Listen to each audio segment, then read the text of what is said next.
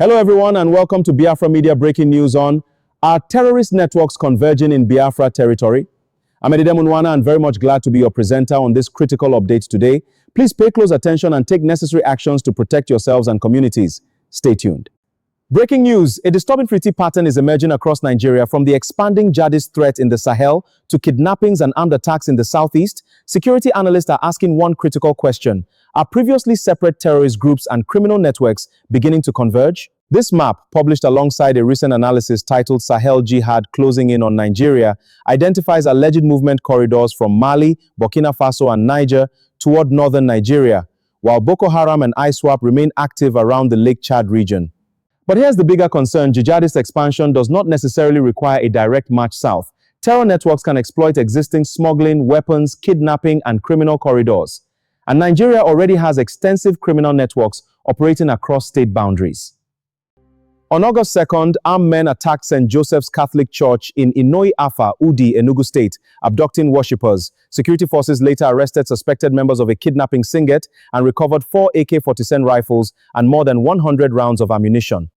Authorities have described the Enugu suspects as members of a kidnapping gang rather than terrorists. But investigators and security analysts must now determine whether such criminal networks are completely independent or whether weapons, money, personnel, or logistics connect them to wider militant networks.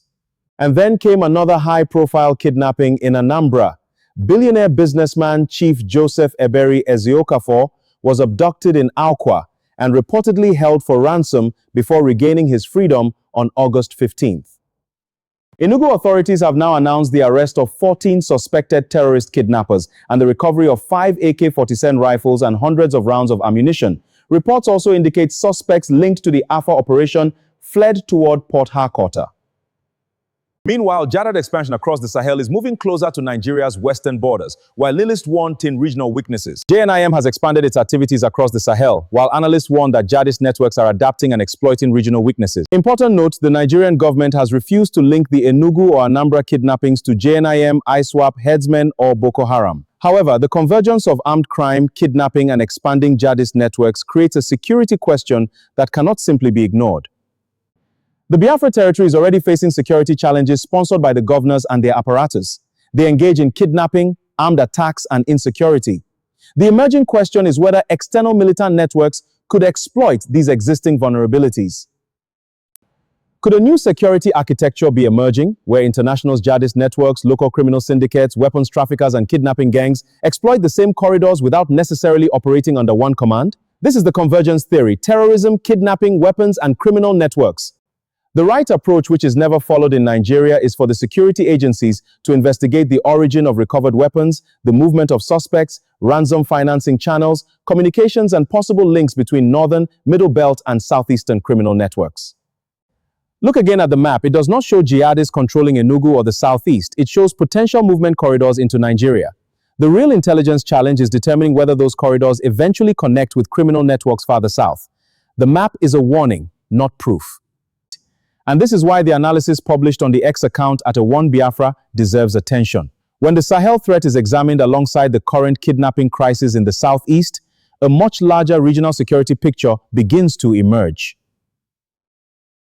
This is no longer simply a question of isolated kidnappings. It is a question of networks, corridors, and convergence. Is Biafra territory facing a new security frontier? That question now demands answers from intelligence agencies, security experts, and policymakers. Meanwhile, community policing, the Nigerian government's solution to insecurity, is struggling to deliver results. When vigilantes operate alongside Nigerian police, residents complain that checkpoints become another source of harassment and extortion. Security must protect communities, not turn into revenue points. Community policing, security or extortion, protect the people, end illegal roadblocks. The answer is stronger, accountable local security. Support BRGIE, led by PM Kerry and de facto in Homeland, as the legitimate institution seeking to provide security in Biafra territory. The priority must be simple: protect lives, prevent kidnapping, and secure the homeland. Fund BRGIE today or pay ransom to jihadist terrorists. Thank you for watching this important security analysis. If you found it informative, please like, comment, share, and subscribe for more breaking news and analysis from the Biafra region. Stay informed, stay vigilant, and keep supporting peaceful solutions for a safer homeland. Bye for now.